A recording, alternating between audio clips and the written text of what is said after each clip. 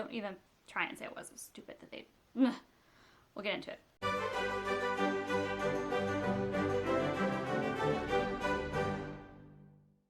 Hey guys, welcome back to my channel. I just wanted to get on here and do a quick little book review about a fandom that I'm kind of scared to even get into at all.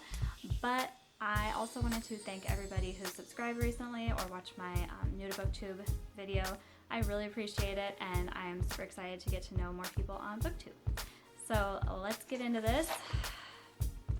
I read Star Wars: The Force Awakens, and I'm going to give you all my thoughts on Star Wars and kind of where I fall in Star Wars fandom as far as my love of Star Wars and kind of where I fall in my interest in this fandom.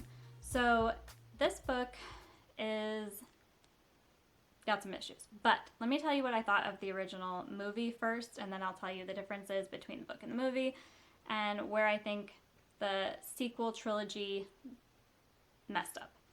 I'm definitely going to be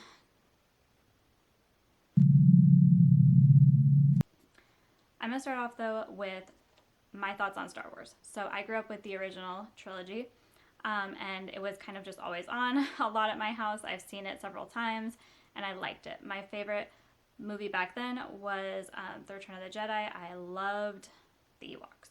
And I saw Ewok Adventures, which is a made-for-TV movie that's pretty terrible now. Don't watch it, unless you want to laugh.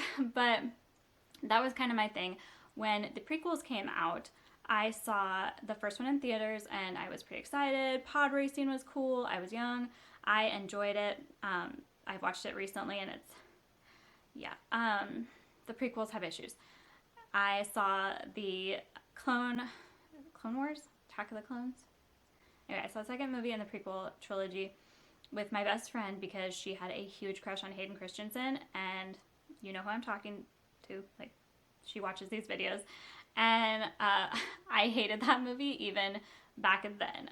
I did not enjoy it at all. It was super obnoxious to me, and rewatching it now, the romance between Hayden Christensen and Natalie Portman is so bad. When he's talking about sand and then he reaches over and touches her back, I cringed so hard. I was like, next to my husband, I'm like, oh, no, that's not happening. It's so gross. So yeah, I never even bothered finishing the prequel trilogy because I detested Hayden Christensen and his performance in that.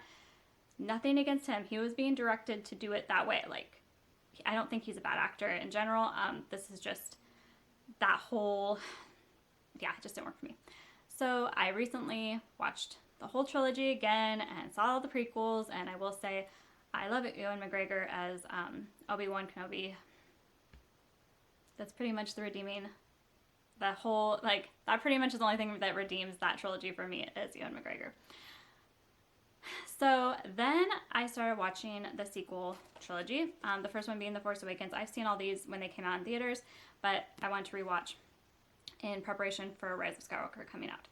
So when I saw The Force Awakens originally, I remember thinking, oh, this is a pretty obvious, setup. It's very similar to A New Hope. There's a new Death Star. They're setting up the next Jedi character. And when I originally saw it, I remember thinking it could be either Rey or Finn, which is kind of alluded to in this, which I'll talk about. And I do think the book, I thought the movie was fine. There was nothing that I particularly hated or anything about The Force Awakens. I thought it was interesting. It was fun. I like the character Rey. I do feel like the characters were underdeveloped, and that kind of bothered me because I felt like they went to a lot of trouble to make these characters different, and Finn could have been a much more interesting character, but they, especially later in the series, really did not do enough with him. But I'll save that for my other book reviews because I'm going to read the whole series for you. So anyway, that's my thoughts on the movie. Like I said, I enjoyed it, and I definitely felt like it was interesting. I was ready for the next movies in the series. And I will say, right off the bat, this whole series suffered from having the director change that happened. The first movie directed by J.J. Abrams, then Rian Johnson directed the second movie, and then J.J. Abrams was back from the third. And One of the reasons that I wanted to read the book was to see if there was any continuity added, because it felt very piecey. How do I say that? It felt like the movies did not have a natural progression.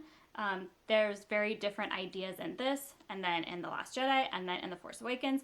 And trying to make it all seem like a cohesive whole was definitely not done well. This was something I really had an issue with these. And like I said, I'm not a Star Wars super fan, but I do like Star Wars, and I was pretty disappointed in the sequel trilogy.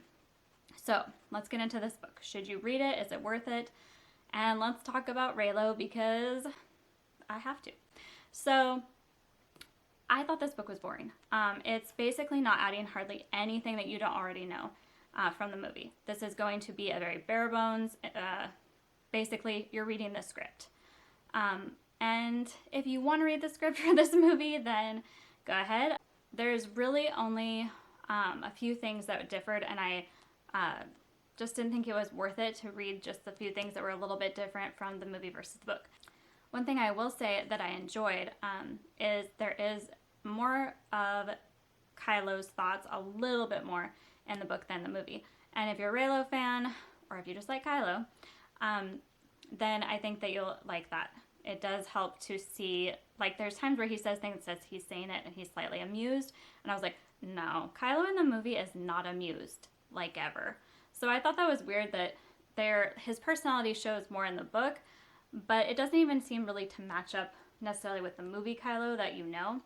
And also, when he meets Rey in the forest for the first time and she tries to shoot him, he's really offended.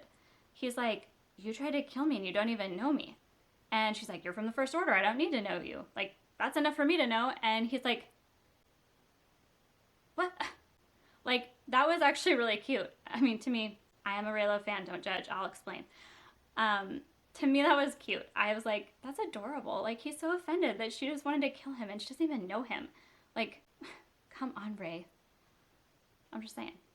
Yeah, I mean, he hadn't taken his helmet off yet, so yeah, you probably would shoot him too, but later, you're like, hey, I saw what's underneath that helmet and we can be friends now. So, yeah, I would just say if you're really invested in the Star Wars universe, this book is pretty boring. I thought it could have expanded a lot more on things that we would like to see. This reads very much, like I said, like a script, and a lot of the times the perspective that you're hoping for is not the one that you see. So if you're invested in a certain character, you might not even see things from their perspective. You might see it from a third-person perspective. So like when Kylo picks up Rey and carries her to the ship, you actually see it from the perspective of a stormtrooper watching it happen, which if you're a Reylo fan is kind of disappointing. Also, if you're interested in knowing more about different characters, this just isn't going to tell you anything you don't already know. So that's kind of my thoughts on the book, and nothing against this author. I don't know any of his other work. This just, I mean, I feel like they were pretty much just wanted a write-out of the script, which is unfortunate.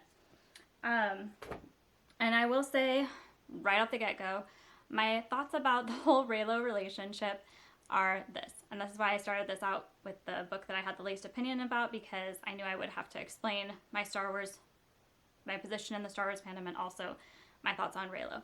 So I saw the first movie and definitely felt like, oh, very clear setup for a Rey and Finn relationship. And I was fine with that. Like, okay, that's great.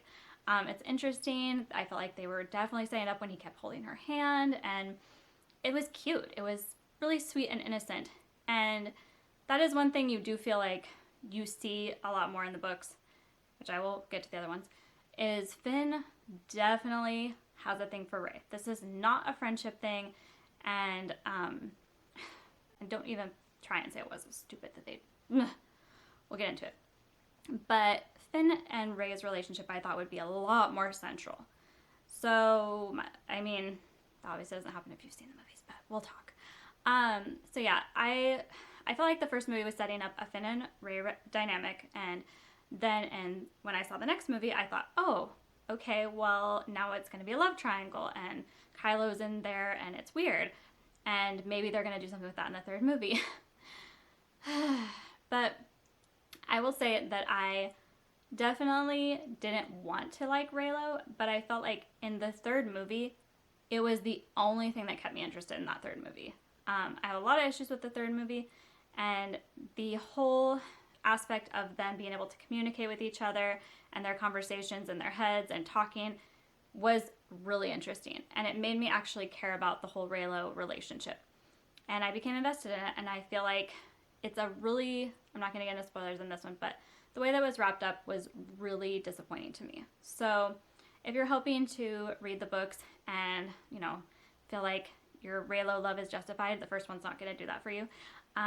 But I definitely am a little bit frustrated with the whole situation, with how those characters wrapped up. And I think the two directors just had very different visions of where the character was going to go. And I will get into that more in the next videos. But I don't want to ramble too much on this first book, since I just didn't really feel like there was much to it. Very similar to the movie, but I have almost finished The Last Jedi, and I will be doing a full video on that. And it will be much shorter because I won't have to explain, you know, my Star Wars knowledge. So if I say something wrong or mispronounce something, well, I'm sorry.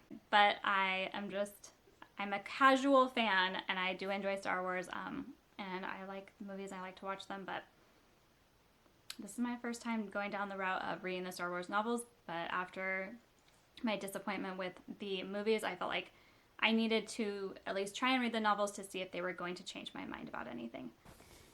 Hey guys, future me. I just was watching my video and I totally forgot to mention the whole ambiguity of who was causing the Force to awaken kind of a thing. And in the book, it's kind of shown that Kylo isn't himself very unsure, because even though he's in Rey's mind, he is very concerned because she's basically just a nobody. So he doesn't really believe that she can be this person who's causing this awakening in the Force. And he fights with Finn, who we're also kind of left with wondering, is he the person that is, you know, going to be the next Jedi? Is it Rey? And in the movie, of course, it's pointing more towards Rey, but in the book, Kylo doesn't seem to realize that it is her until she fights him at the very end. So he says, it is you, or it's you, or something like that. I don't remember the exact word, but a lot of people took that to mean that it was him realizing that they had a big spoiler, a connection in the Force, that they were a Force dyad. I didn't take it to mean that reading that book. I took it more to mean that he was finally realizing that despite him believing all this time that Rey is a nobody, and even though she's Force sensitive and he believes she can use the Force, he's not really fully buying into her being the person that's going to come against him and be the next big leader of the Resistance. He fights Finn, and I think when Finn uses the lightsaber, he's kind of wondering, is it this guy? Because Finn is able to kind of keep up with him for a little bit. And then when Rey pulls, you know, the lightsaber away from him at the end of the movie, and then the end of the book, he says, it is you, and he's realizing that she is the one who is going to be the next, you know, leader, the next Jedi, whatever. So I was just like, man, I totally forgot to get, you know, that in there. And I am, you know, sorry for all those Reylo fans, maybe in one of them. I definitely didn't feel like J.J. Abrams had any interest in having the connection between Rey and Kylo, or, you know, had that plan for the next movie if he would have been the director. I didn't feel like that was foreshadowing to them having this deeper connection. He does look into Rey's mind, and she does look into his when he's interrogating her. So take that for what you will if you feel like that was kind of always foreshadowed. I really don't believe it was. I think that the two directors just had very different visions of where they wanted Star Wars to go, and Reylo just was unfortunately kind of thrown in and not really dealt with in the way that it should have been. So that's my thoughts, and I will try and make them cohesive and slip them into the other videos so that it's all in there for you. So I want to thank, like I said, everybody who's recently subscribed and who's commented, and I would love to talk to you more. So please like and subscribe and tell me how you feel about Star Wars, because I feel like there's a lot to talk about. Thanks.